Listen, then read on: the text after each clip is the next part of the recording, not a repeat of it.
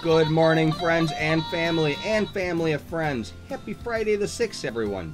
Well, here we are finally, our 100th episode of Morning Minutes, and we can't thank you enough for being part of this journey with us.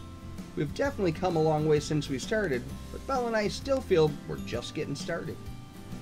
Sunrise will be at 6:23 this morning, and sunset will be at 5:51, giving us 11 hours and 28 minutes of glorious daylight to enjoy today. Presently, it's 27 degrees outside, give or take a little bit depending on exactly where you live. We're going to have to get through one more semi-crummy day before we hit our big warm-up.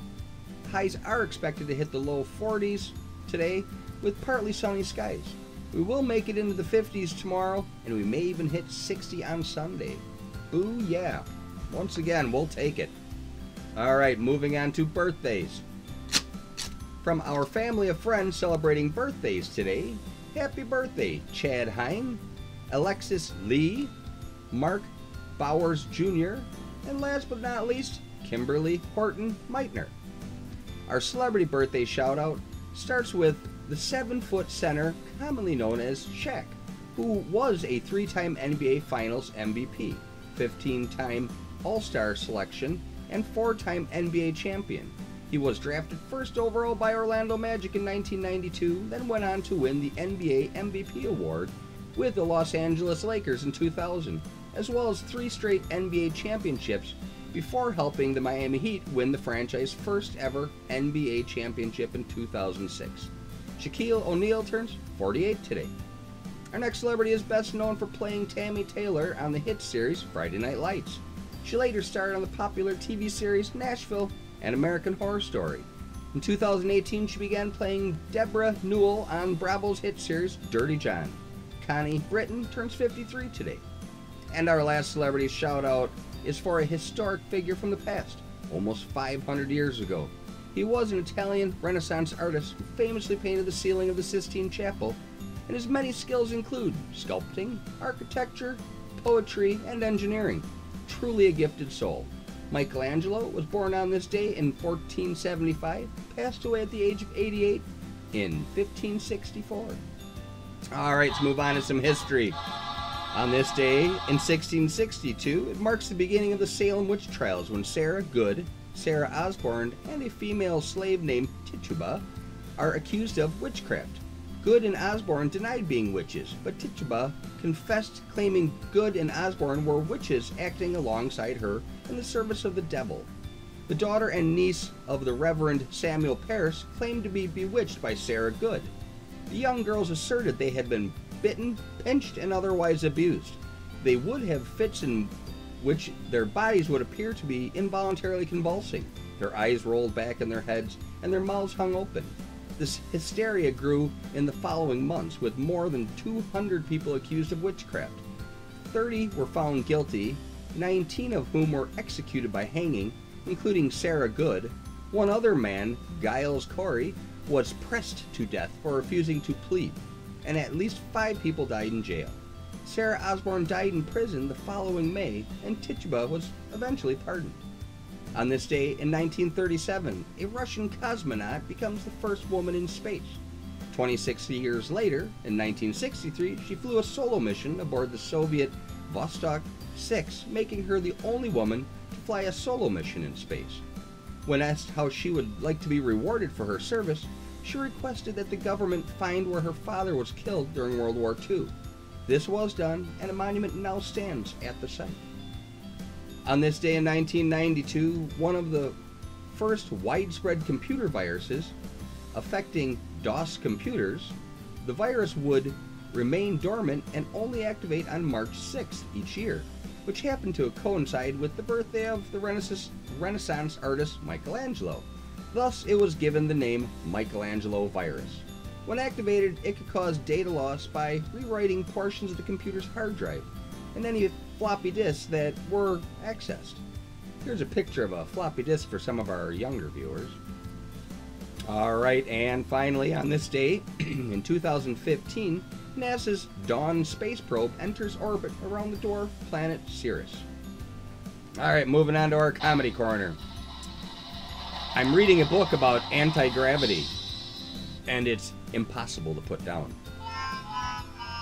Okay, we got a bunch of them here. Today is National Day of Unplugging, National Speech and Debate Education Day, National Dentist Day, National Dress Day, National Frozen Food Day, National Oreo Cookie Day, National White Chocolate Cheesecake Day, National Dressin' Blue Day, and National Employee Appreciation Day.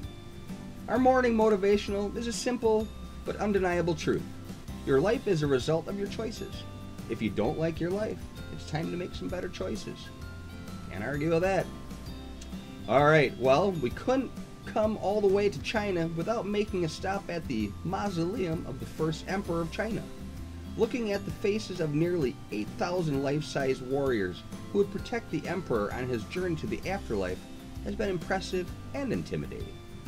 China's first emperor accomplished many things during his rule, including uniting the warring kingdoms into one country, putting an end to feudalism, standardizing weights and measures, building a national road system, and building the Great Wall of China, or at least connecting the series of smaller walls.